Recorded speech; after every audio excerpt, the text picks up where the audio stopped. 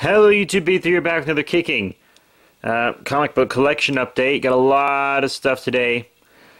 I hope I'm not repeating any of this stuff, but I'm pretty sure I'm not. Got a huge stack, several weeks of comics. First up, we got Spider-Man 2099 number 10. I'm really enjoying his new series. He went back to the future, but you know, Maestro was there.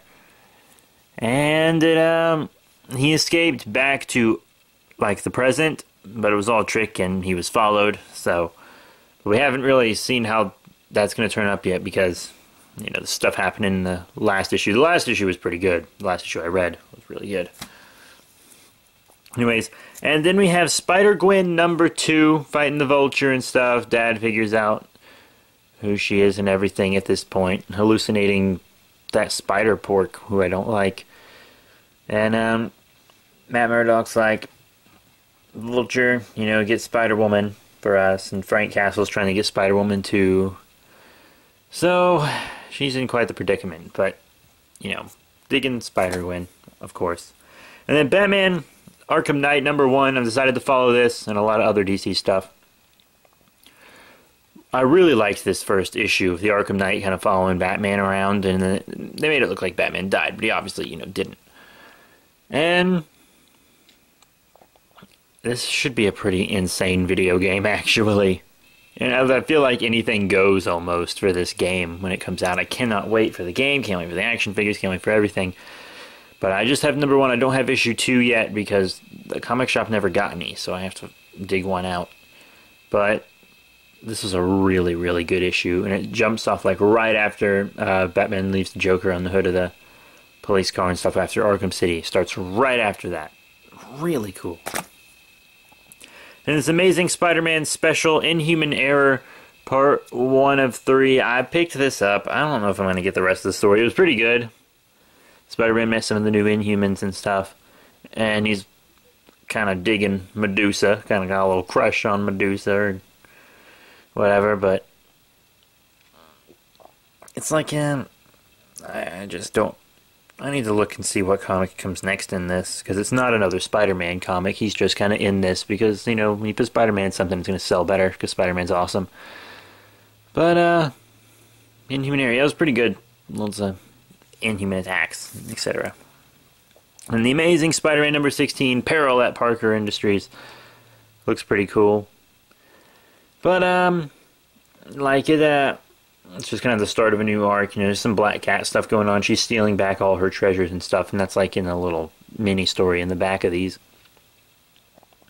And you know, he's trying to devote himself to his company more after Spider-Verse. And Alchemax is his big opponent now for the Super Prison. But Spider-Man 2099, this is for the next issue, Spider-Man 29 coming up, thinks that the Super Prison is actually what caused the future to go to hell. That Alchemax invented it. So he's going to try to stop it, but Alchemax actually hired the Ghost to try to stop Parker Industries, and the Ghost is actually, he does corporate sabotage because he likes it, because he hates, you know, corporations, and he's kind of an anarchist, and etc. So he was sent to attack them at the end of that issue. And then here's Batman Superman number 20, and it kind of ends that Nemesis objective. You see there in Cantor and stuff. And Superman found some family members, but after they saved most of them, and everyone was freed from the bad guy's control. I'm not going to reveal the bad guy, in case some people want to read this story. And it was someone that I didn't think about, mostly because I hadn't read a story with him in it before. Like, I'd read an issue from Superman Doomed where I think he showed up, but maybe it wasn't Superman Doomed. I don't know. Some story that I had like one issue from just because it was in one of my titles and I never read the full story. So I've like seen him before, I just never read a story with him in it. And they defeated him, and most people were, you know, like set free from his mind control, but some people were stuck in the endless thought of like, kill Superman, and all his family members were stuck in that thought. So he's still without Kryptonian family, which is too bad. And then the Amazing Spider-Man Spiral Part 1, and this is 16.1. Normally 0.1 issues are very dull, from my experience, but this was pretty good. You know, Tombstone. It's kind of like some gang war stuff going on, perhaps.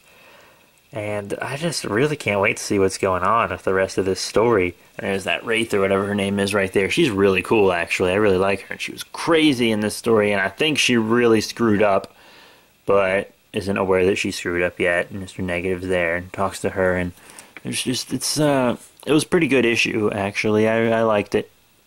I'm not sure where it's going, but it should be pretty cool. And My Little Pony, Friendship is Magic, number 28. This is a variant cover. It's the B cover.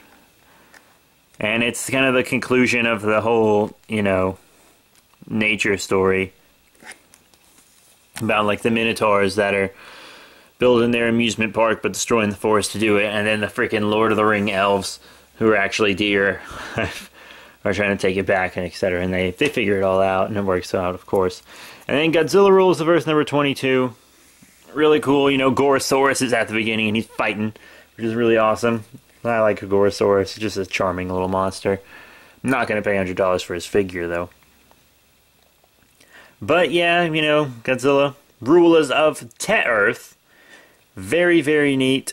Just look at them. Look at them. So cool. Got this cover. It doesn't really have anything to do with the issue, because these Heavy Arms Kiryu and Mogera don't show up, but you know, it's just trilobites are coming and they're fighting like Space Godzilla and Godzilla, and then, you know, Godzilla's defeated by the Space Godzilla trilobite. And then a bunch of trilobites show up and like copy Godzilla and stuff. It's just a really great comic series. If you're new to comics, I think that the IDW Godzilla stuff is actually a really good start on. And then My Little Pony Friends Forever, number 15. This issue is kind of like a big satire of government systems and how inefficient they can be, and how it seems like that you don't need a lot of the stuff in government, and how it could be a lot simpler and etc. But it also showed that, you know, all these government systems do have their purpose and they aren't really just there for nothing, and etc. It was actually a really really well written issue. I really liked it. This is the B cover for this, I think, also.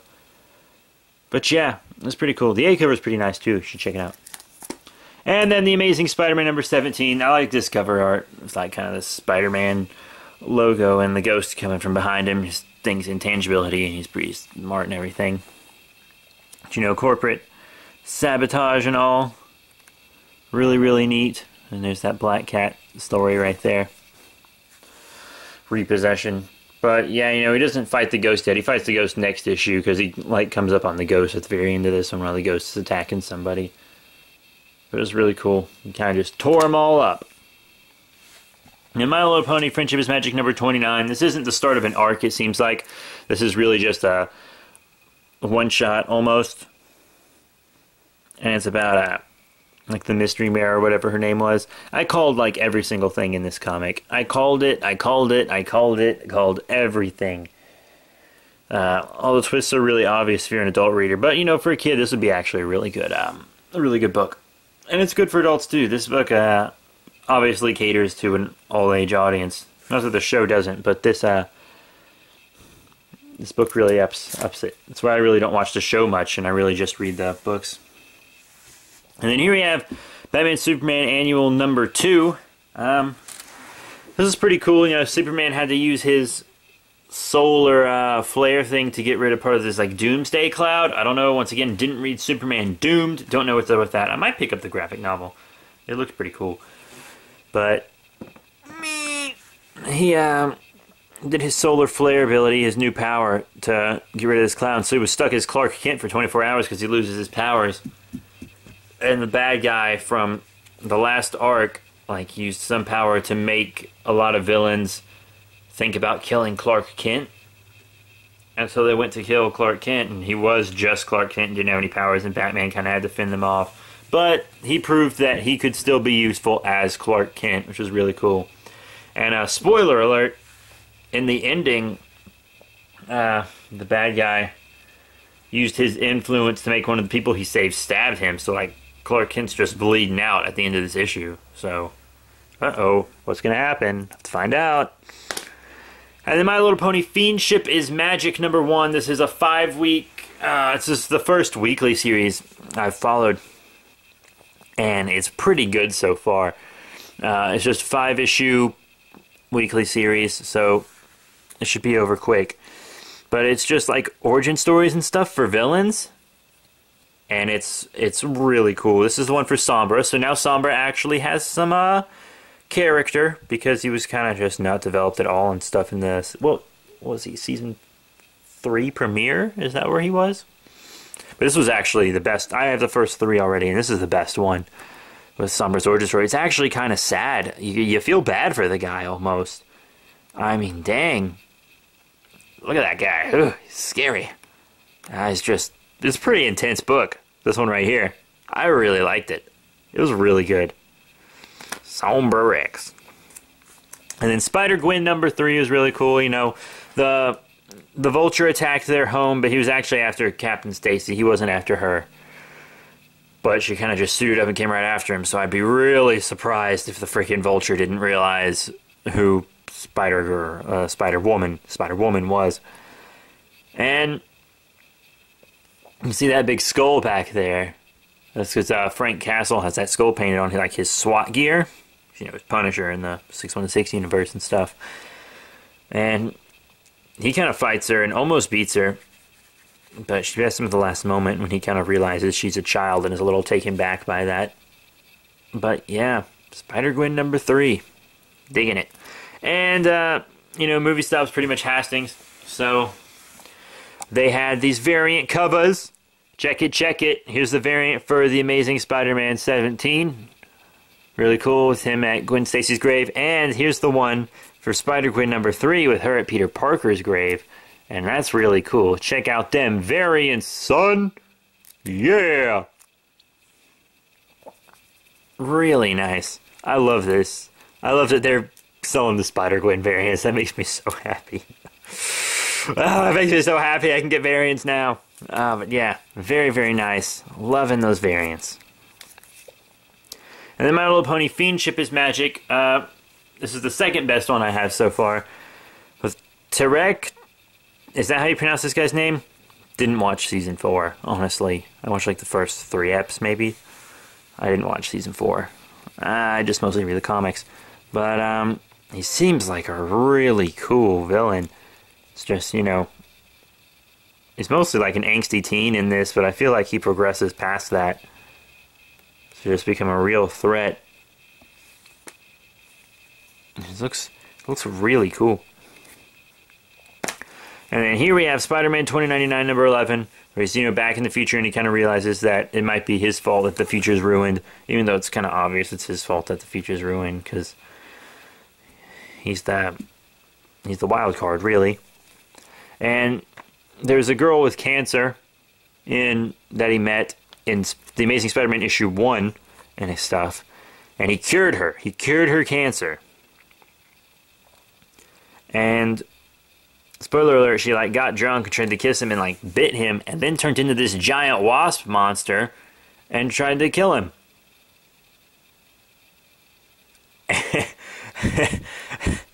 Which is pretty crazy, right? Giant wasp monster. Insane. But yeah, she might be part of that like wasp cult that's just like that wasp cult, and then there's a like spider cult, and they're like at odds with each other, and that's where one of the current Spider Girls like got her powers was from the Spider Cult or whatever. Not too clear on that. But speaking of spiders, Spider-Woman number 6. Really loving this solo series, because you know, like all these C-list villains are having their families kidnapped, and they're having to like steal and pay off the guys so they won't kill them. And you know, she's kind of gone undercover almost to kind of infiltrate them. It's really, really, really good. I'm really loving her book. I'm loving her book. It's not too dark or anything. I like it. And then I am following Convergence. I kind of have to, really, if I'm going to understand anything happening. That's my phone. Anything happening in DC right now. This is Convergence Zero. I picked up the comic shop's last one because I was like, when Convergence Zero came out, I was like, I'm not going to pick that up. And then regular Convergence started, and I was like, I should pick that up. So this is the last one they had, if you don't count, you know, their expensive variants or whatever. You know, all these Superman busting through chains and stuff, all them Supermen. And the whole thing is really like just New 52 Superman, like followed the Brainiac all the way here. And it's got lots of read-ups for different universes in the back, which is cool. And Talos, or whatever the planet's name is, because the planet is really doing the thing. And apparently, like, Future's End kind of runs into this in a sideways slant, but I hear you don't have to read Future's End to understand it, which is really nice. Because I didn't read Future's End because I couldn't afford a weekly series. And this is kind of weekly, I think. But, you know, since most of my DC series, I think, are on pause for Convergence. So, I think it'll be fine. Jen Superman gets sent back without memory of the place. Then Convergence #1, it seems to mostly follow the Earth 2 crew. And I read the Earth 2 graphic novels, right? But the thing is, DC doesn't pump out graphic novels fast enough. So, like, Earth 2's wrapped up and they've had, like, a weekly series and stuff. And I'm so far behind in what's happening to these people. And I don't know what's going on. But, you know, these covers actually wrap around. Because you see there's Convergence and there's, like, the Superman and Animal Woman, I guess. Because I'm really behind in Earth 2, and Alan Scott, and Batman here, and boom, there's the baddie. Flash over here. That's Dick Grayson right there. Apparently. But, yeah, you know, it was really cool. They kind of showed up, and their world was really mostly destroyed by Apocalypse, I think. And they pulled them here without a city, so they're like outliers. They're wrong. Because the whole point of Convergence is they're making cities fight each other to see which one's going to survive in the new DC universe, or whatever. I don't know. So it's pretty much just like DC's Secret Wars. Because we got this, and then Secret Wars is going to come up for Marvel, and it looks like it's going to do almost the same exact thing, to be totally honest with you. With Battle World, you know. But, you know, they're all fighting and stuff. It looks pretty cool. And then, of course, Convergence 2. So I am following this title, obviously. I believe I said that. And it's 2 of 8, so there's going to be 8 issues of Convergence. And, you know, Thomas Wayne meets Bruce Wayne Batman. And he's already met a Bruce Wayne Batman. Like the regular one in the Earth 2 continuity. This looks kind of like Batman Incorporated-ish Batman. You know, with the glowing bat symbol. But, you know, they made up. They slipped into a city. Which was real cool. And I'm really liking Convergence. It's not bad. And, you know, there are all these other little Convergence series, and they're just like 2 issues, which is cool, because then they're easy to follow. And this is Batman Shadow of the Bat, and all these are like happening in the domed cities on the planet that have been like cut off from their world and stuff.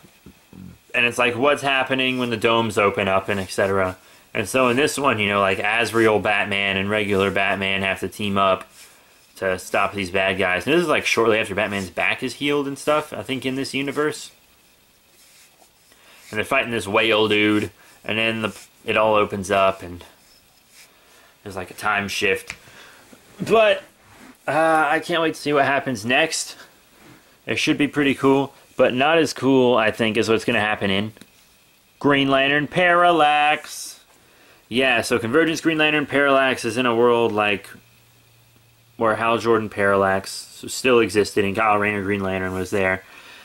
And that world got brought over into Convergence before, you know, Hal Jordan could die and stuff.